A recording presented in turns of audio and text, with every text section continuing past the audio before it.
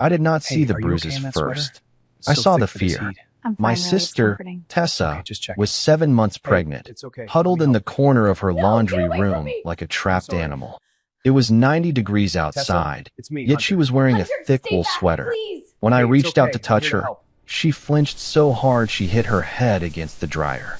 I pulled up her sleeve, and my blood turned to ice. It was not just a bruise.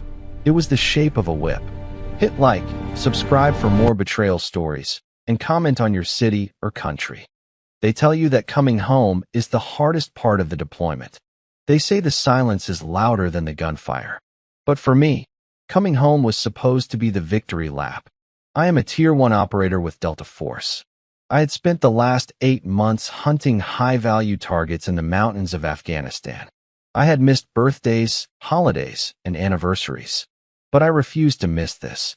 My little sister, Tessa, was having her first baby. I drove my truck down the long, gravel driveway leading to her farmhouse.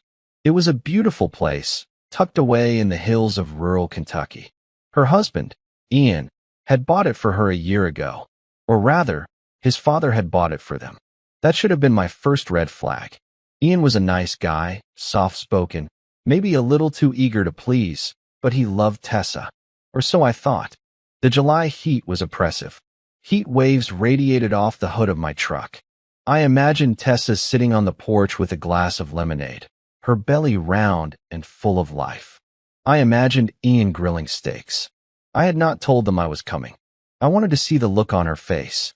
But when I pulled up to the house, the porch was empty. The grill was cold. There was no lemonade.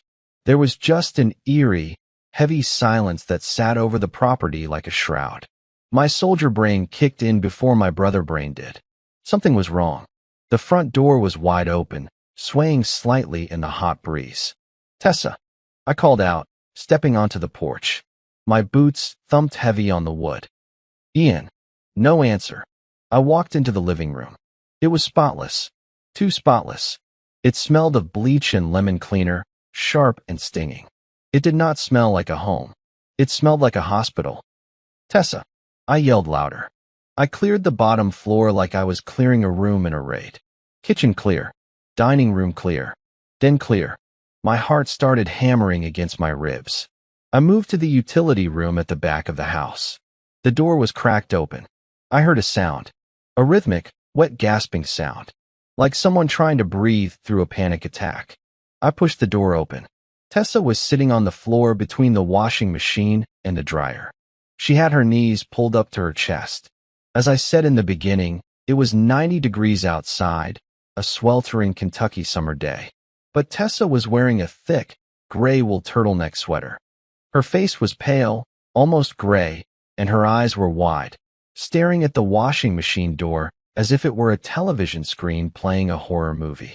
Tessa, I whispered. She snapped her head toward me. For a second, she did not recognize me. Her eyes were wild, dilated. Then, the recognition hit. And then, terror. No, she whispered. No, no, no. Hunter, you have to go. You have to go now. What? I dropped to my knees in front of her. Tessa, it's me. It's Hunter. I'm home. He'll see your truck, she gasped, trying to scramble backward, her heels sliding on the linoleum. If Victor sees your truck. Hunter, please. Victor. Her father-in-law, the patriarch of the town, the man who owned the construction company, the sheriff's department, and half the county. Why was she terrified of her father-in-law seeing my truck? I reached out to grab her shoulders to steady her. Tessa, calm down. Where is Ian? Why are you wearing a sweater? I put my hand on her forearm. She screamed. It was a high, thin sound that cut right through me. She yanked her arm back, clutching it to her chest. That was when I knew. I grabbed her wrist, ignoring her resistance, and I shoved the heavy wool sleeve up to her elbow. The breath left my lungs. Her arm was a roadmap of violence. Purple, black, and yellow welts crisscrossed her pale skin. Some were old and fading. Some were fresh and angry red. But the worst one wrapped around her forearm like a snake. The skin was broken. It was the distinct, undeniable mark of a whip. Something thin, flexible, and swung with cruel force. Who did this? My voice sounded strange. Low. Guttural. It did not sound like me. It sounded like the thing I became when I was overseas. Tessa started sobbing, rocking back and forth, clutching her belly. They hold me down, Hunter. They hold me down. Who? I demanded. Ian. Did Ian do this? Ian watches, she choked out. He stands there and cries. But Victor. And his brothers. The uncles. My blood ran cold. Victor had 7 brothers. The clan, people called them. Big men. Strong men. Men who built this town and thought they were gods. Why? I asked, my hands shaking. Not from fear, but from a rage so pure it felt like poison in my veins. Why are they doing this? Tessa looked up at me, her lips split and trembling. She leaned in close, whispering as if the walls had ears. Because the baby is a girl, she said. Victor wanted a grandson to carry the name. He said I was weak. He said the weakness had to be beaten out of the vessel before the child comes. I stared at her. This was madness. This was medieval. I tried to call you, she wept. I tried to call Mom. But they took my phone. They recorded it, Hunter. Last week. They tied me to the fence post in the barn. All 8 of them. They recorded it. She grabbed my shirt, her fingers digging into my chest. They said if I told anyone. They said they would cut the baby out of me themselves. I stood up. The room felt small. The air felt thin. I looked down at my sister, my little sister, who used to follow me around the yard catching fireflies, now broken and beaten by a family of grown men. I walked to the window and looked out at the driveway. A cloud of dust was rising in the distance. A convoy of black pickup trucks was coming up the road. Hunter, run. Tessa screamed. I reached down to my waistband and felt the cold steel of my concealed carry pistol. I did not run. I did not move. I just watched the trucks get closer. No, I said. I'm not going anywhere. I turned away from the window and looked at Tessa. She was hyperventilating, her hands clutching her swollen belly as if she could physically shield the baby from what was outside. Stay here, I told her. My voice was calm. It was the calm I used when we were stacking up on a breech door. Lock the door. Do not open it for anyone but me. Hunter, don't, she whimpered. They'll kill you. You don't know what they are. I know exactly what they are, I said. Bullies. I walked to the front door and stepped out onto the porch. The heat hit me instantly, but it felt different now. It felt heavy with violence. The 8 men were standing in the yard. In the center stood Victor. He was a mountain of a man, easily 6'4", with a belly that strained against his plaid shirt and arms thick with muscle and fat. He had a face like tanned leather, weathered and hard. Next to him, looking like a frightened child, was Ian, Tessa's husband. Ian looked up at me, his face pale. He wouldn't meet my eyes. He looked at his boots. Well, look who it is, Victor boomed. His voice was deep, gravelly. He smiled, but it didn't reach his eyes. The soldier boy comes home. He spat on the ground near my truck.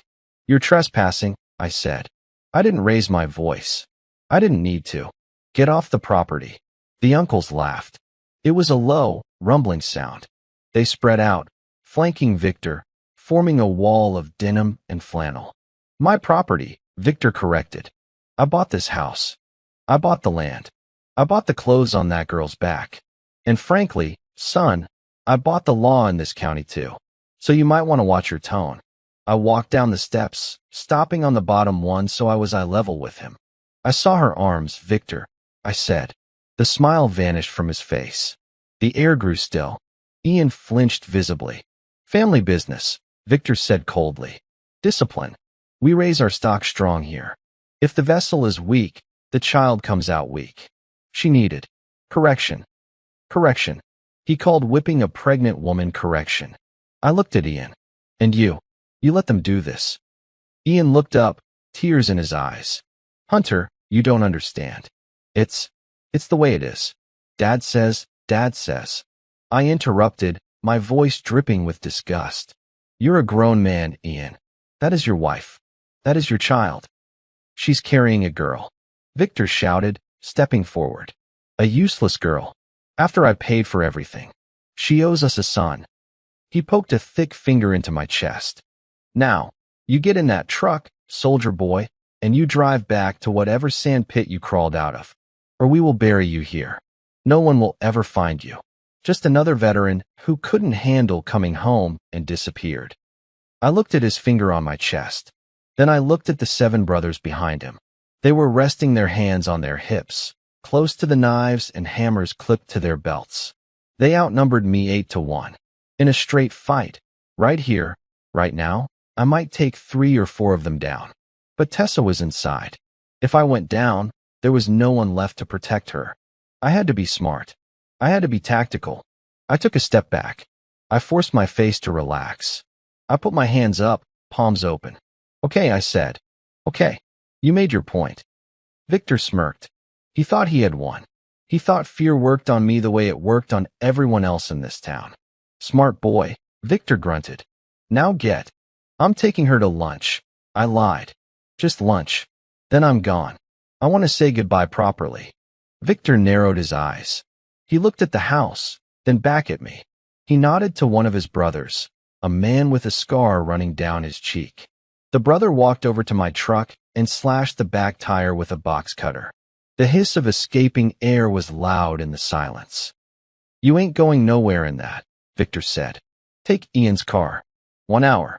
If she isn't back here in 1 hour, we start the discipline again. And this time, we don't stop until the water breaks. He leaned in close, his breath smelling of tobacco and rot. And if you try to take her out of town, Sheriff Grant will pick you up before you hit the county line. He's my cousin. I nodded.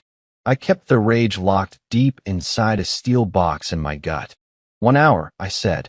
I turned and walked back into the house. My hands were shaking, not from fear, but from the effort of not snapping Victor's neck right there on the gravel. I went back to the laundry room. Tessa was still on the floor. We're leaving, I said. They won't let us, she sobbed. Get up, Tessa, I said, pulling her to her feet. We aren't going to lunch. We are going to war. As we walked to the front door, Ian came in. He looked terrified. He held out his keys to me. Take the Subaru, he whispered. It has a full tank. I snatched the keys from his hand. I wanted to punch him. I wanted to break his jaw. But then he did something strange. He grabbed my wrist. His grip was surprisingly strong. Hunter, he hissed, glancing over his shoulder at his father outside. My pocket. Check my pocket. He shoved something into my hand. It was small, cold, and metallic. A USB drive. What is this? I asked. Insurance, Ian whispered, a tear finally falling down his cheek. I'm sorry. I'm so sorry. I shoved the drive into my pocket and guided Tessa out the door. We walked past the line of men. They watched us like wolves watching sheep. They thought they were letting us go for an hour. They didn't know they had just let the wolf into the hen house. The drive was small, silver, innocuous. It looked like something you'd use to store family photos or tax returns. But in my hand, it felt as heavy as a brick. Ian had called it insurance. He had whispered, I'm sorry, like a man confessing to a priest before the executioner pulled the lever. I plugged it into my laptop. There was only one file. It was a video file, dated 3 days ago. The thumbnail showed the interior of a barn. Don't watch it, Tessa whispered from the bed. She hadn't moved. She hadn't looked at me. Please, Hunter, don't watch it. I have to know, Tess, I said gently. If I'm going to end this, I need to know exactly what they did. I clicked play. The video opened with a shaky camera angle. It was being filmed from a phone, likely held by someone standing near the barn door. The audio was clear, too clear. I heard the low hum of summer insects, the shuffle of boots on dirt, and then a voice. Victor's voice. Tie her tighter. She's squirming too much. The camera panned. My stomach dropped. Tessa was tied to a wooden support beam in the center of the barn. Her hands were bound above her head with zip ties. She was wearing a thin white dress. She was crying, begging, her voice high and frantic. Please, Victor. Please. It's bad for the baby. Please just let me go inside. Shut up, one of the uncles yelled. He slapped her. The sound was like a gunshot on the recording. Then, Victor stepped into the frame. He was holding it. A bullwhip. Not a belt, not a switch. A legitimate, braided leather bullwhip. He trailed it in the dust like a cowboy in a bad movie. "This is for the lies," Victor said calmly. "This is for the weakness. This is for giving my son a daughter when the contract was for a legacy." He pulled his arm back. I flinched. I physically flinched in the motel room as the whip cracked on the screen. Tessa screamed. It was a primal sound, a sound of pure agony that no human should ever make. "Crack. Beg." Victor roared. "Beg for forgiveness." "I'm sorry." Tessa screamed on the video. "I'm sorry. Please stop." Crack. The camera moved slightly, and I saw the person holding it. It was a reflection in a dusty mirror leaning against the barn wall. It was Ian. He was filming it. He wasn't shaking. He wasn't crying. He was holding the phone steady, framing the shot like a director. I paused the video. I couldn't breathe. The rage was a physical thing now, a tightening in my throat that made it hard to swallow. This wasn't just abuse. This was ritualistic. They were enjoying it. And Ian was complicit. He wasn't a victim. He was the cameraman. I closed the laptop. My hands were trembling. "You saw it, didn't you?" Tessa asked. Her voice was dead. "I saw it," I said. "They do it every time I disobey," she said softly. "They record it.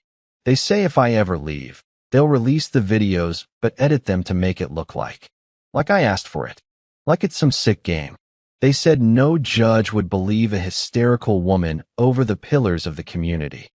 I walked over to her and knelt down. "Tessa, look at me." She turned her eyes to mine. They were hollow. "They are never going to touch you again," I said. "I promise you."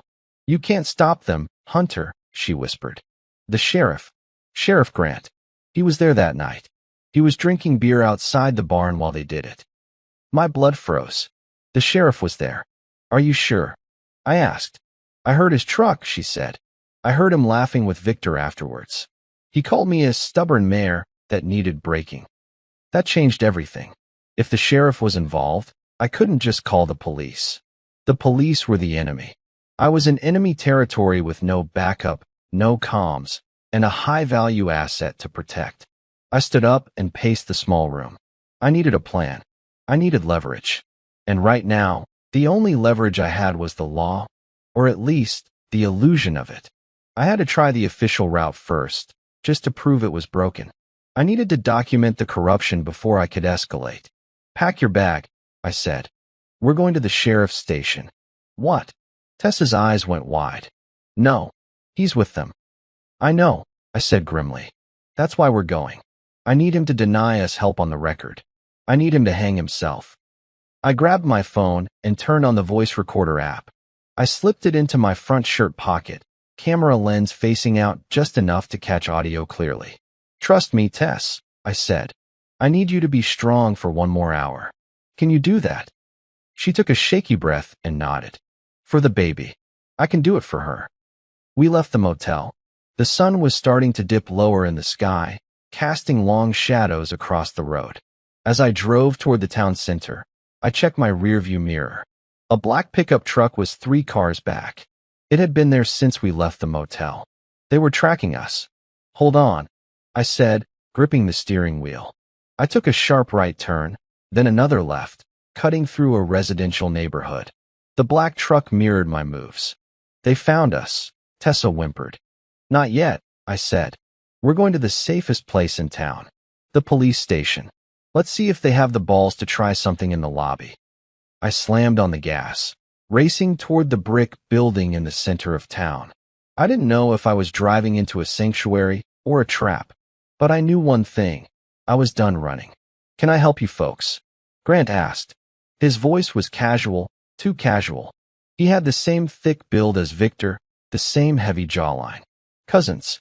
It was written all over his face. "I want to file a report," I said, stepping forward. I kept my hand away from my pocket where the phone was recording. Assault with a deadly weapon. Torture. Domestic violence. Grant let out a short, dry chuckle.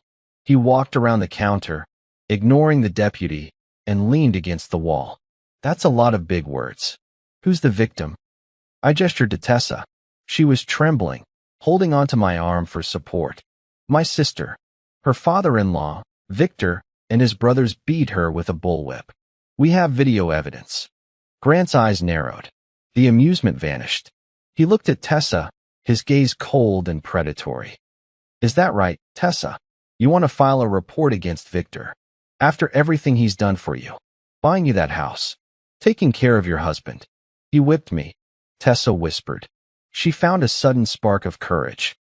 And you know it. You were there. The room went silent. The deputy at the desk finally looked up, his eyes wide. Grant stared at Tessa for a long moment. Then he looked at me. He smiled. It was a terrifying smile. Come into my office, he said. Let's see this evidence. I knew it was a bad idea. Every instinct I had screamed trap. But I needed him to commit the crime of obstruction. I needed proof that the local law was dead. We walked into his office. He closed the door and locked it. He didn't sit behind his desk. He sat on the edge of it, crossing his arms. Show me, he said. I pulled out the laptop I had brought from the car. I didn't hand it to him. I opened it on the visitor's chair and played the video. Grant watched. He watched Victor strike Tessa. He watched her scream. He watched the blood well up on her arm. He didn't wince. He didn't frown. He watched it with the same expression someone uses when checking the weather forecast. Boredom. When the video finished, I looked at him. Well, that's a felony. 8 counts of it. Grant sighed. He stood up, walked over to the laptop, and before I could react, he slammed it shut. He picked it up. Hey, I shouted, reaching for it.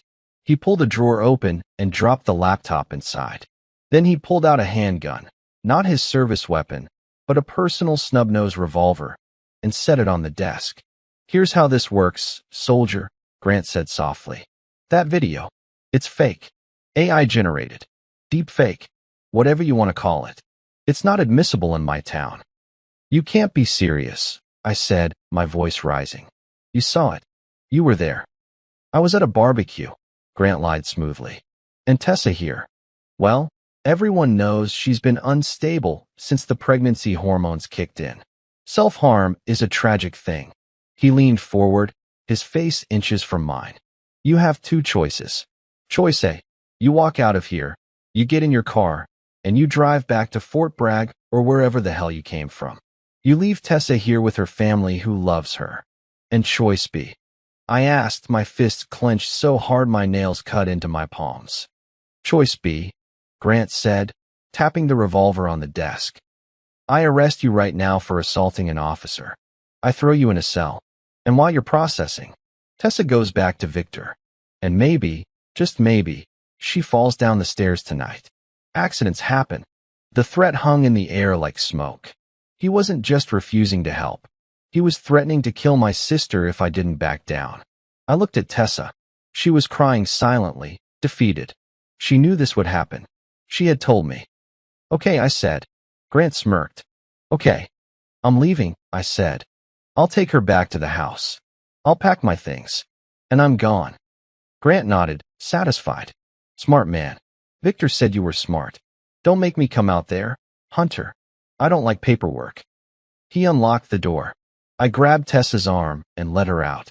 We walked through the lobby, past the deputy, and out into the cooling evening air. You gave up.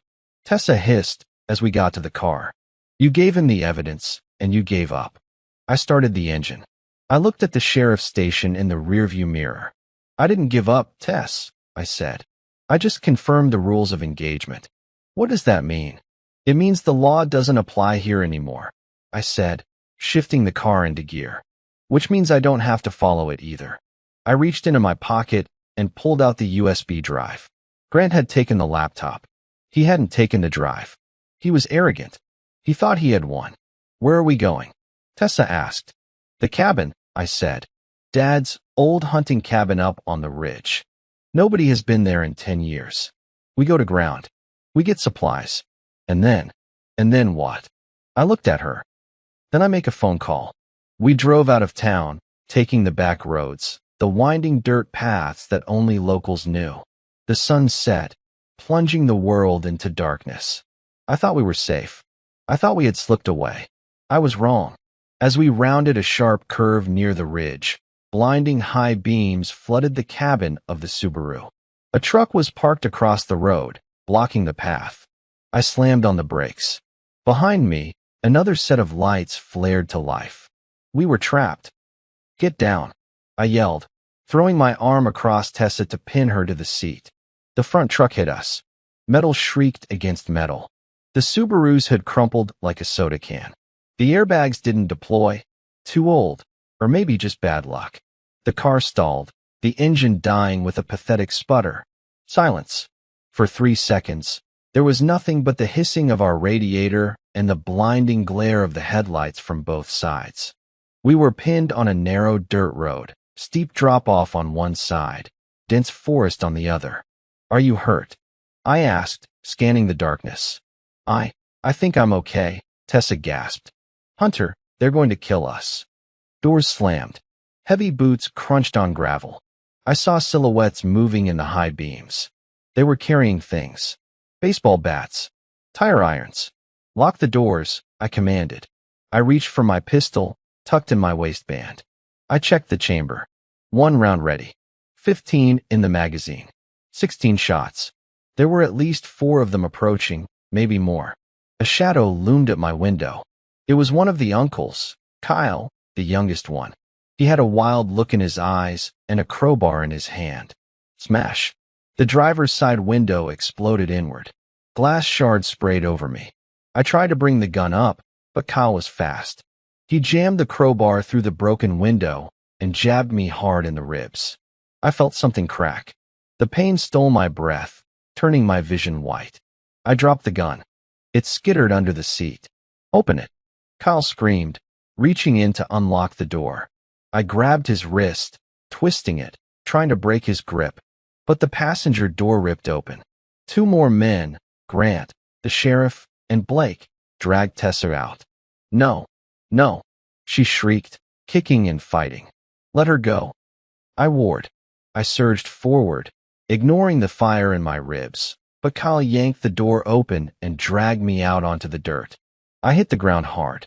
Before I could scramble up, a boot connected with my jaw, then another to my stomach. I curled into a ball, protecting my head, my soldier training screaming at me to find an opening, find a weakness. But there were too many of them. 4 men on me. 2 on Tessa. They didn't beat Tessa. They just held her. They forced her to watch. Victor walked into the light. He wasn't holding a weapon. He was smoking a cigar. He looked down at me, spitting smoke into the night air. I told you, Victor said, shaking his head. I told you to leave. He nodded to Kyle. Kyle raised the crowbar. Don't kill him, Victor said casually. Just slow him down. Break the legs. We'll dump him in the creek. Let him float down to the next county. No, Tessa screamed. I'll come back. I promise I'll come back. Just let him go. Victor smiled at her. Oh, you're coming back, sweetheart. That was never a question. But your brother needs a lesson in local politics. Kyle swung the crowbar. I rolled at the last second. The iron bar smashed into the dirt inches from my knee. I kicked out, driving my boot into Kyle's kneecap. He howled and went down. I scrambled up, adrenaline masking the pain in my ribs. I landed a solid right hook on Blake's jaw, sending him stumbling back. For a second, I thought I had a chance. Then I heard the click. I froze. Victor was holding a shotgun. It was leveled right at Tessa's belly. Stop, Victor said. His voice was barely a whisper, but it carried more weight than a scream. Or there won't be a baby to worry about. I stopped. My hands were raised, blood dripping from my nose. I looked at Tessa. She was sobbing, her eyes pleading with me to surrender. Good, Victor said. He swung the stock of the shotgun. It caught me in the temple. The world tilted sideways. The ground rushed up to meet me. Darkness didn't come instantly. I felt them zip-tie my hands behind my back. I felt them dragging me. I heard Tessa screaming my name as they threw her into one of the trucks. Leave him here. Victor's voice floated through the ringing in my ears. He's done. If the coyotes don't get him, the cold will. I lay in the dirt, unable to move, unable to speak. I watched the taillights of the trucks fade into the distance. They had taken my sister. They had broken my ribs. They had left me for dead in the middle of nowhere. They thought they had won. But as I lay there, staring up at the canopy of stars, my hand brushed against something in the dirt. My phone. It had fallen out of my pocket during the fight. The screen was cracked, but it was glowing. I had 1 bar of signal. I didn't call 911. I didn't call the police. I typed in a number I hadn't used in 6 months. A number that went directly to a satellite phone on a base in Virginia. I pressed call. It rang once. Twice. "This is Mason," a gruff voice answered. "Mason," I rasped, blood bubbling in my throat. "It's Hunter. I need the team. Code Black." There was a pause on the other end. Then, 3 words that changed everything. "We're wheels up." I dragged myself to the stream nearby to drink. The water was cold and cleared some of the fog from my brain. I checked my phone again. The battery was at 12%. I had 1 text message from Mason, ETA 1,400 hours. "Rendezvous at the old quarry. Bring intel." I had 4 hours. I limped back to the wrecked Subaru. They had tossed the car, looking for the USB drive, but they hadn't found it. Why? Because I hadn't left it in the car. I had swallowed it. It was drastic, yeah, but it was secure. I hiked 3 miles to the main road, flagging down a confused delivery driver who let me use his phone charger while he drove me near the quarry. I told him I'd been in a hiking accident. He bought it. The quarry was abandoned, a scar in the earth filled with stagnant green water. Perfect for a covert landing. At exactly 1,400 hours, I heard it. The distinctive thwup thwup thwup of rotors. A black, unmarked helicopter crested the tree line. It touched down in a cloud of dust. The side door slid open. Mason jumped out first, rifle slung across his chest. Then Ryder, the team's sniper, carrying a long case. Then Felix, our tech specialist. My brothers. Mason took one look at my face, the swollen jaw, the dried blood, and his expression turned into stone. "Sit, Rep," he said, handing me a water bottle and a medkit. "Sister taken," I said, wincing as Felix started taping my ribs. "Hostiles are local militia masquerading as a family. 8 combatants.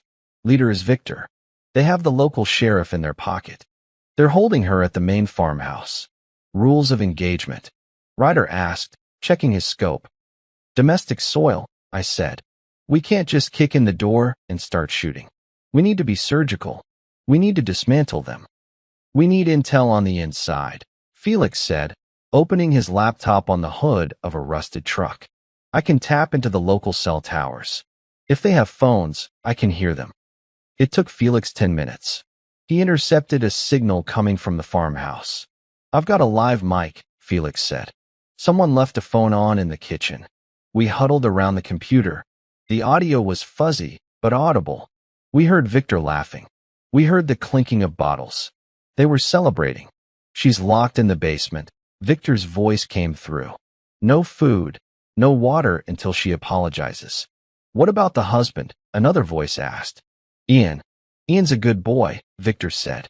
"He's upstairs editing the footage. He's going to make a nice little montage for us. We'll send it to her brother if he ever surfaces again." My blood ran cold. Editing the footage. "Wait," I said. "Rewind that. Did he say Ian is editing?" "Yeah," Felix said. "Why?" I felt sick. "Ian gave me the USB drive. He acted like he was forced to film it. He cried. He begged me to help." "Let me look deeper," Felix said. He started typing furiously. "I'm hacking Ian's cloud account. If he's editing, he's uploading." A minute later, Felix turned the screen toward me. It wasn't just the video of Tessa. It was folders. Dozens of them. Dated back 3 years. Folder names like wedding night, first argument, pregnancy scare. I opened one. It was a video of Ian setting up a hidden camera in their bedroom. He looked at the lens and smiled. A cold, predatory smile. "The lighting is bad in here," Ian muttered to himself on the video. "I need to provoke her near the window next time." The realization hit me harder than the crowbar had. Ian wasn't a weak husband being bullied by his father. He wasn't a victim. He was the architect, He was the one recording everything, not for blackmail, but for sport. He was feeding his father the content. He was the director of Tessa's torture. He played me, I whispered. He played the victim to get me to trust him, so he could feed me false hope. That changes the profile, Mason said, his voice dropping an octave. The husband isn't a hostage. He's a target. He's worse than a target, I said, standing up. The pain in my ribs was gone, replaced by a cold, focused clarity. He's the Judas. What's the plan, boss? Ryder asked. I looked at the farmhouse on the satellite map. Tonight, I said, we don't just rescue her. We end the bloodline. We're going to use their own fear against them. Felix, can you hijack their speaker system?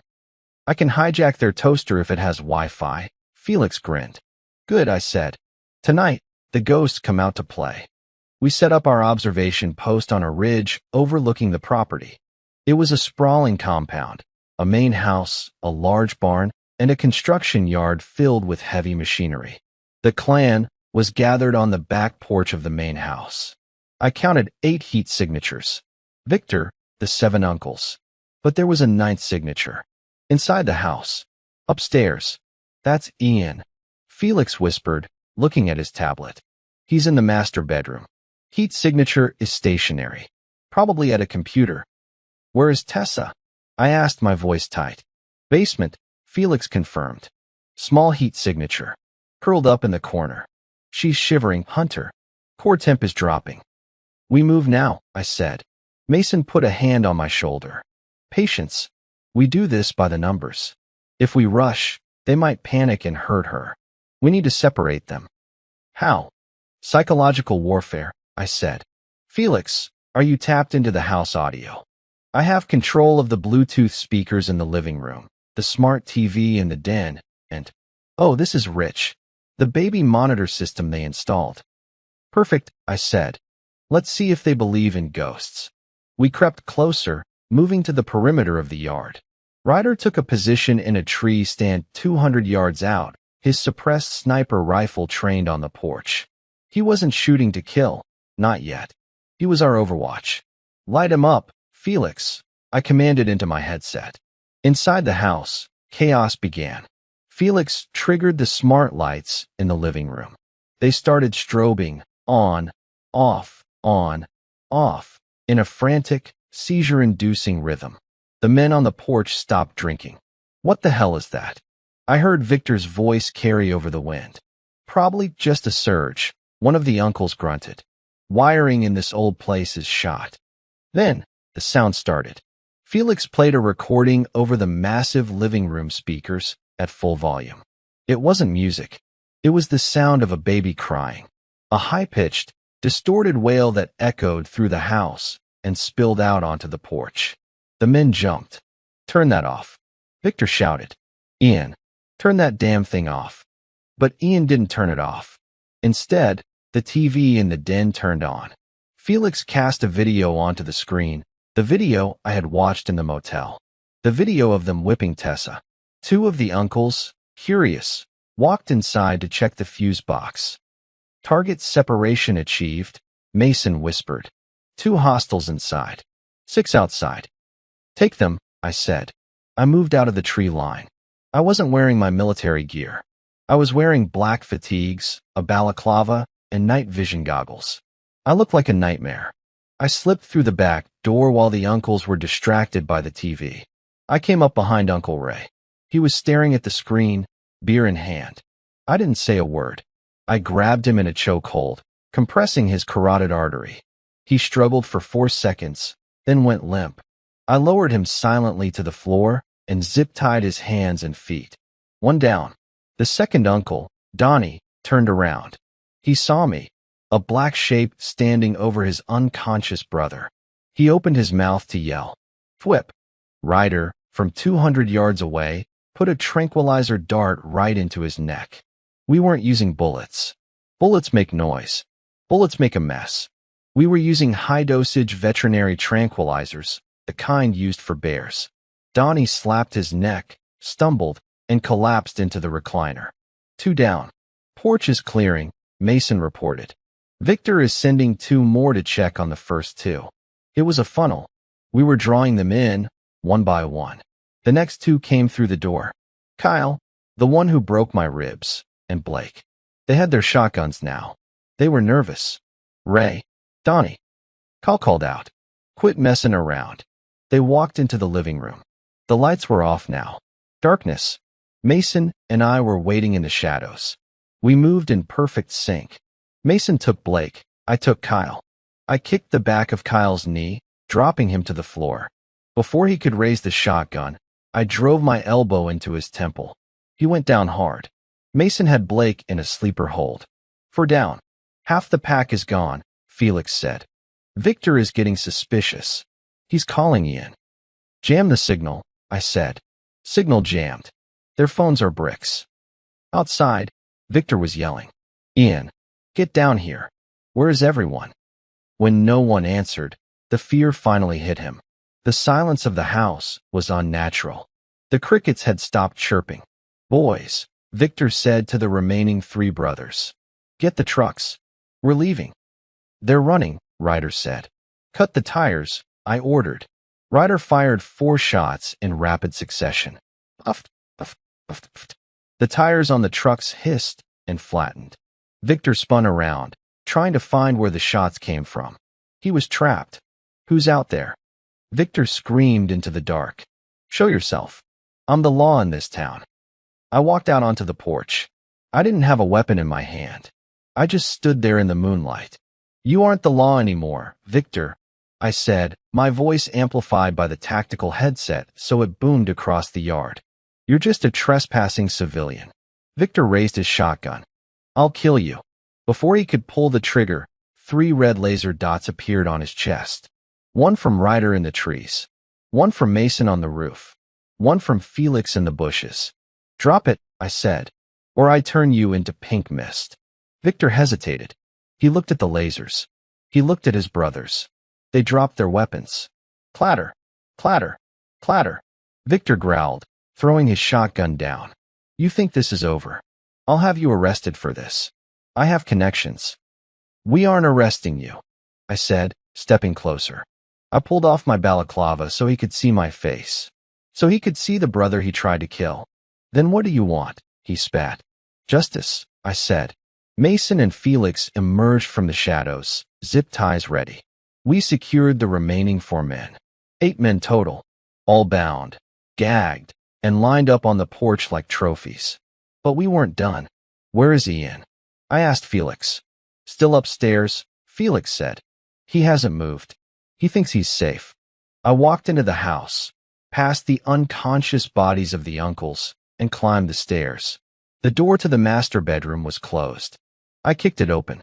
Ian was sitting at his computer. He spun around, eyes wide. He wasn't armed. He was holding a hard drive. "Hunter," he stammered, putting on his pathetic, fearful act again. "Oh, thank God. Did you save her? Is she okay?" I walked over to him. He flinched. "Stop acting, Ian," I said coldly. "We saw the folders. We saw the cloud account." Ian's face changed. The fear vanished, replaced by a cold, reptilian sneer. He dropped the act instantly. "So," Ian said, leaning back in his chair, "it's my wife. My house. What I do is my business." "You filmed her torture," I said, my voice shaking with restraint. "You set it up. She was boring otherwise," Ian shrugged. "And Dad pays well for control." I didn't say anything else. I grabbed him by the throat and slammed him against the wall. He clawed at my hands, but he was weak. He was nothing. "You like filming," I whispered. "Good. Because you're going to love the finale." I dragged him downstairs and threw him onto the pile with his father and uncles. Then, I went to the basement door. It was padlocked. I shot the lock off. I walked down the wooden stairs. It was cold and damp. Tessa was huddled in the corner on a dirty mattress. She looked up, terrified. "It's okay," I said, my voice breaking. "It's over, Tess. I'm here." She burst into tears. I picked her up. She felt so light, so fragile, and carried her up the stairs, out of the darkness, and into the night air. "Where are they?" she whispered, burying her face in my chest. "They're waiting," I said grimly. I walked her past the lineup of bound men. She saw Ian. She saw Victor. She didn't look away this time. She looked at them with a hardening in her eyes. "What are you going to do to them?" she asked. I looked at the construction site next to the house. I looked at the deep trenches dug for the foundation pillars. I looked at the cement mixer truck parked nearby. "We're going to give them exactly what they wanted," I said. "They wanted to build a legacy. Fine. They can be part of the foundation." I stood in front of them. Mason stood by the mixer controls. Ryder and Felix held the perimeter. Tessa was sitting in the cab of our extraction truck, watching through the windshield. She needed to see this. She needed to know the monsters were gone for good. I walked down the line and pulled the hood off Victor first. He blinked in the harsh floodlight we had set up.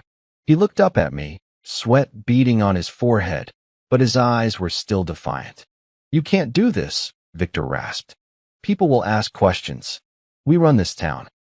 "That's exactly why we can do this," I said calmly. "You isolated yourself. You made sure no one asks questions in this town. You built a kingdom of silence. Now you get to live in it." I moved to the next man. Uncle Ray. Then Donnie. Then Kyle. I unmasked them all. Fear. Pure, unadulterated fear. The arrogance was gone. They were just men in dirt. Then I got to Ian. When I pulled the hood off Ian, he started crying immediately. Real tears this time. Panicked tears. "Hunter, please," he sobbed. "I'm family. I'm the father of that baby. You can't kill the father." "You aren't a father," I said, disgusted. "You're a cameraman. And the show is over." "Into the hole," Mason ordered. Ryder and Felix stepped forward. They didn't push them. They just pointed. "Move," Ryder said. One by one, the men scrambled into the trench. It was deep, about 8 feet. It was meant for a reinforced concrete pillar that would hold up a 3-story building. There was already a grid of rebar at the bottom. They stood there, huddled together, looking up at us like rats in a bucket. "What do you want?" Victor yelled up. "Money. I have money. I have $3 million in a safe in the barn. Take it." "We don't want your money," I said. I signaled Mason. He pulled the lever on the cement truck. The chute swung over the trench. A thick, gray sludge began to pour out. It hit the bottom of the trench with a wet slap, splashing onto their boots. "No," Kyle screamed. "No, please. No." The men scrambled, trying to climb the dirt walls, but the walls were steep and slick. The rebar caught their clothes. They were trapped. "Hunter!" Victor screamed, his voice cracking. "Stop it. Stop it now. We'll leave. We'll never touch her again." I watched the concrete rise. It covered their ankles, then their shins. It was slow, agonizingly slow. That was the point. I tried to do this the right way. I shouted down at them over the noise of the mixer. I went to the sheriff. I showed him the evidence. And you know what he said? He said I had no proof. He said the law didn't apply here. The concrete reached their knees. It was heavy. It trapped them in place. They couldn't move their legs anymore. "So here is the new law," I said. "The Code of Hammurabi. Eye for an eye. You trapped my sister in a life of fear. Now you're trapped in stone." Ian was wailing, a high, thin sound. "Tessa, Tessa, tell him to stop. I love you." I looked back at the truck. Tessa had stepped out. She walked to the edge of the trench. She looked down at her husband, waist deep in wet concrete. "You don't love me, Ian," she said softly. Her voice carried in the silence. "You loved owning me." She turned to me. "Let's go, Hunter." She turned her back on them. That was the ultimate rejection. She didn't care if they lived or died. They were already ghosts to her. I looked back down. The concrete was at their waists now. "Stop the pour," I signaled Mason. The flow of gray sludge stopped. The silence rushed back in. The men were panting, sobbing, stuck fast in the hardening mix. They were alive. Their chests were free.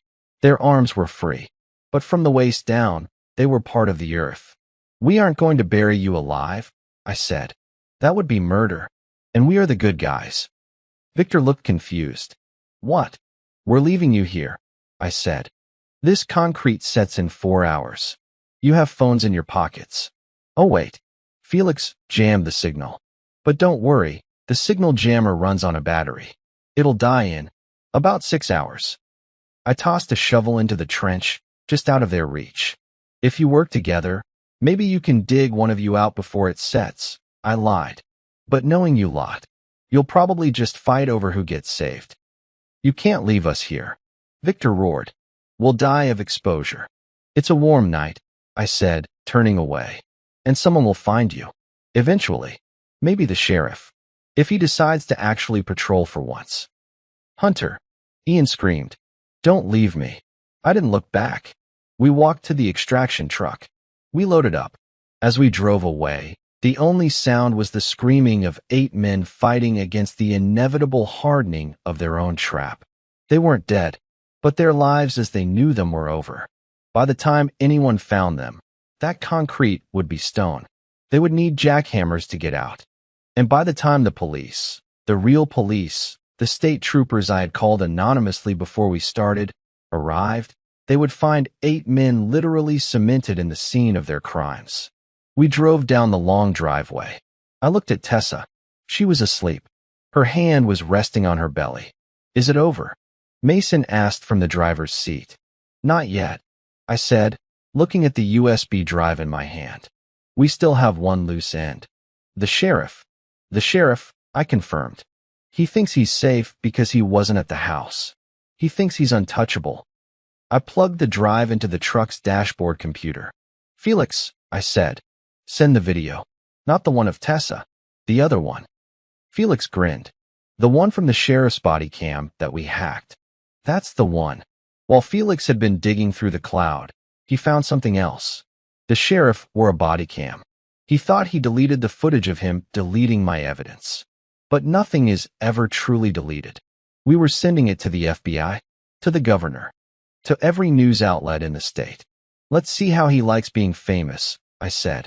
We crossed the state line just as the sun began to paint the horizon pink. We were heading to a safe house in Virginia, a place where Tessa could breathe without looking over her shoulder. But my eyes were glued to the news feed on Felix's tablet. It's starting, Felix said, a grin spreading across his face. He turned the screen toward me. Breaking news. Corruption scandal rocks rural Kentucky. The video was playing on the local news channel.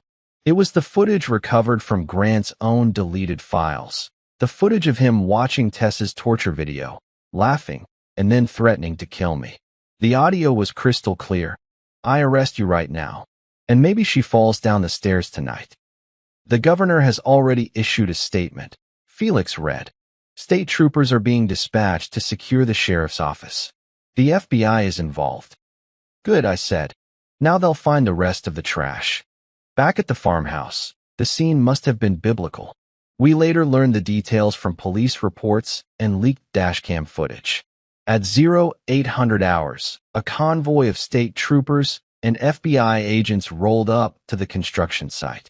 They were expecting a standoff. Instead, they found a tableau of misery. 8 men were still in the trench. The concrete had set hours ago. They were locked in solid rock from the waist down. They were dehydrated, hoarse from screaming, and broken. They hadn't managed to dig anyone out.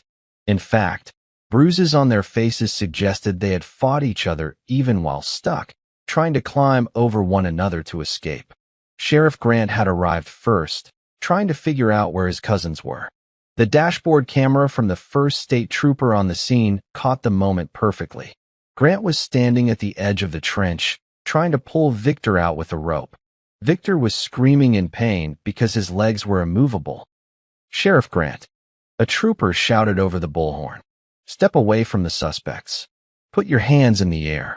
Grant turned around, his hand instinctively going to his gun. Then he saw the wall of black SUVs and uniformed officers. He saw the FBI windbreakers. He saw the drones hovering overhead. He froze.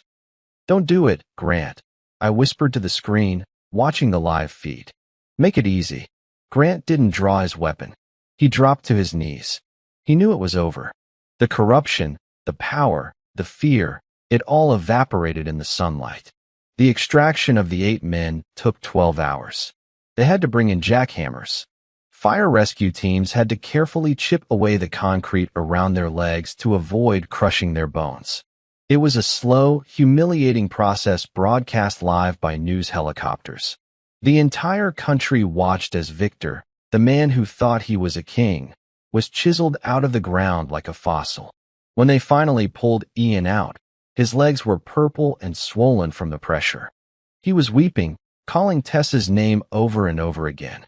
"He's still trying to manipulate her," Tessa said. She was awake now, watching the tablet over my shoulder.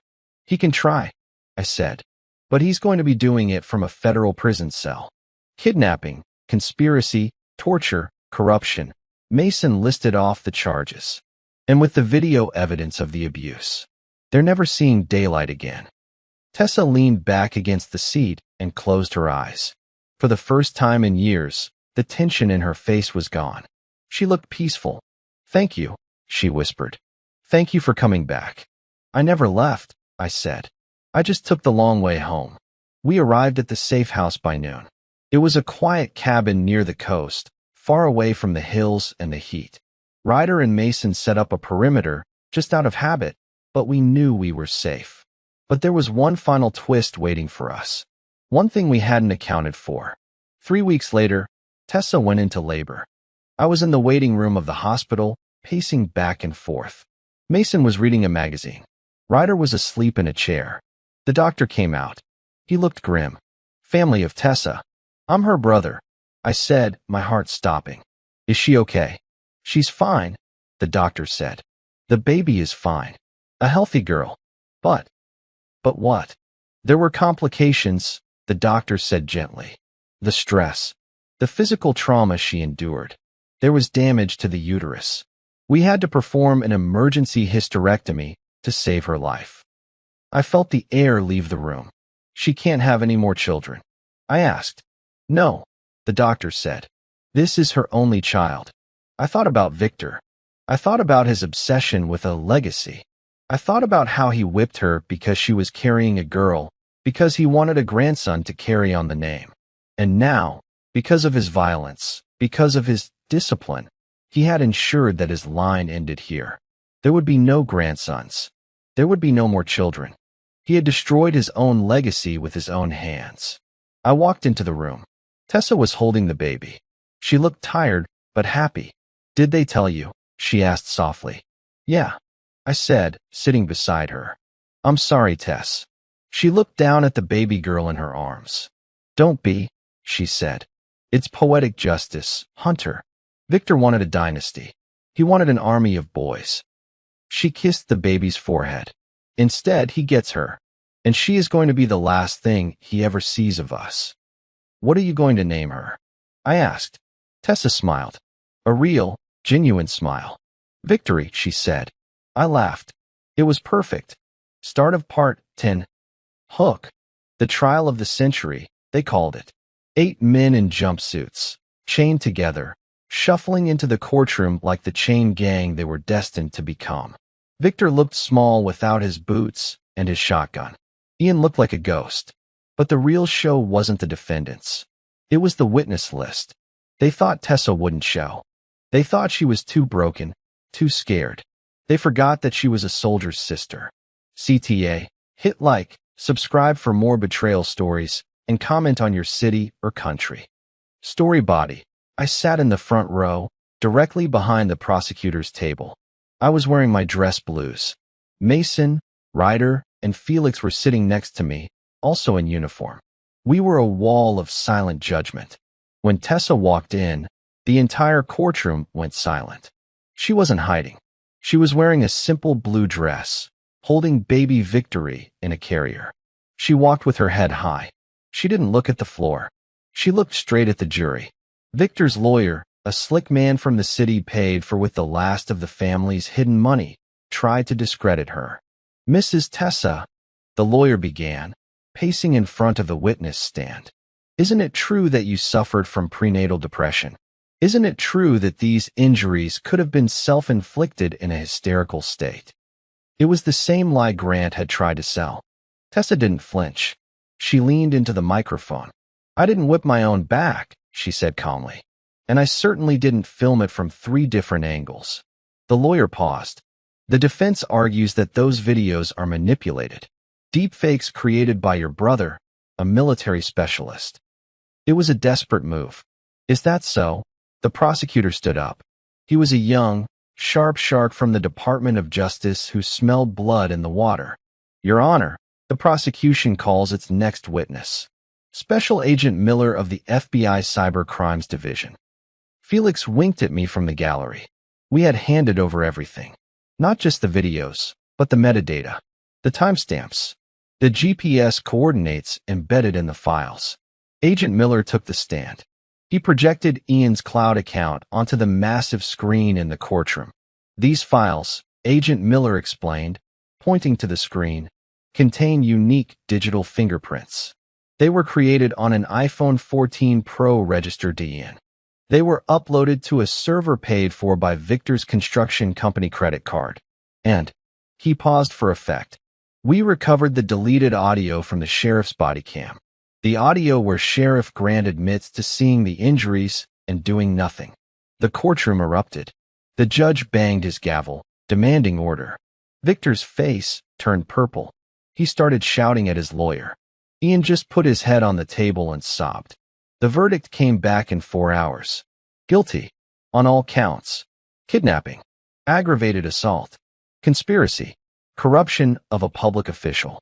When the judge read the sentencing, you could hear a pin drop. Victor, the judge said, looking over his glasses. You ran this town like a tyrant. You treated your family like property. For the crimes committed, I sentence you to life in federal prison without the possibility of parole. Victor slumped in his chair. For the brothers, the judge continued. 25 years each. Then he looked at Ian. Ian, the judge said, his voice dripping with disdain. You betrayed the most sacred trust a human being can hold. The trust of a spouse. You are a predator in sheep's clothing. I sentence you to 40 years. Ian screamed. He actually screamed. It's not fair. I was scared. I was forced. Bailiff, the judge said. Remove them. As they were dragged out, Victor looked back. He locked eyes with me. He didn't look angry anymore. He looked defeated. He looked at the baby in Tessa's arms. That's my blood, he yelled. That's my granddaughter. Tessa stood up. She walked to the railing. She looked Victor dead in the eye. No, she said loud enough for everyone to hear. She's a girl. You said girls were useless, so she's nothing to you. The doors slammed shut. The silence that followed was the sweetest sound I had ever heard. Outside the courthouse, the press was waiting. Cameras flashed. Microphones were shoved in our faces. Tessa, how do you feel? Hunter, is it true you buried them in cement? I put my arm around Tessa, shielding her and the baby. No comment, I said, pushing through the crowd toward our truck. We got in. Mason was behind the wheel. Where to? Mason asked. Home, Tessa said. Our new home. We drove away from the courthouse, leaving the circus behind. The nightmare was officially over. The legal battle was won. The monsters were in cages. But as we drove, I noticed something. Tessa was quiet. Too quiet. She was staring out the window, her hand clutching her phone. What's wrong? I asked. Ian, she whispered. He's gone, Tess. 40 years. No, she said, looking at me with wide eyes. He sent me an email. Just now. From a scheduled send. My stomach dropped. A dead man's switch. What does it say? She handed me the phone. Subject, if you're reading this, I'm gone. Tessa, if I'm in jail, then Dad failed. But you need to know the truth. It wasn't just us. The business. The construction company. It was a front. Dad wasn't just building houses. He was moving things. Check the foundation of the old elementary school we poured last year. You'll find why the sheriff was really on our payroll. I stared at the screen. What does that mean? Tessa asked. It means, I said, a cold chill running down my spine. That the abuse was just the tip of the iceberg. They weren't just abusers. They were burying bodies. I looked at Mason. Mason looked at me in the rearview mirror. Turn the truck around, I said. What? Mason asked. We need to talk to the FBI agent again, I said. This isn't over. We just found the graveyard. The next 6 months were a blur of headlines and investigations. The Klan wasn't just a group of redneck bullies. They were the disposal crew for a tri-state drug syndicate. The construction company was the perfect cover. They could pour concrete over anything or anyone and make them disappear forever. The bodies found at the school site closed the cases of 5 missing persons from the last decade. Victor and his brothers weren't just going away for life. They were going to die in solitary confinement in a supermax prison. But for us, the noise of the news faded into the background. We settled into the beach house in Virginia. It was quiet here. The ocean sounded different than the wind in the Kentucky hills. It sounded like freedom. I retired from the Delta Force. I traded my rifle for a tool belt. I started fixing up the house, building a nursery, building a porch swing. Mason and the boys still visited, coming down for barbecues on the weekends. They were uncles now. Uncle Mason, Uncle Ryder, Uncle Felix. Tessa healed. It was slow. The scars on her arms faded to white lines, a map of where she had been. But the light came back into her eyes. One evening, I found her sitting on the new porch swing, rocking Victory to sleep. The sun was setting over the water, painting the sky in gold and violet. "You okay?" I asked, sitting beside her with 2 iced teas. "I was just thinking," she said softly, looking down at the baby. "About what Ian said in the courtroom, that I betrayed him." "He was delusional," I said. "No," she shook her head. "He was right. I did betray him. I betrayed the silence. I broke the code." She looked at me, her eyes fierce. "And I would do it again 1,000 times." Victory stirred in her arms, letting out a small, happy gurgle. She wrapped her tiny hand around my finger. Her grip was strong. "She's going to be a fighter," I said. "She already is," Tessa smiled. "She survived them. We all did." We sat there in silence for a while, listening to the waves crash. "You know," I said, "you saved me too, Tess." "How?" "I was lost," I admitted.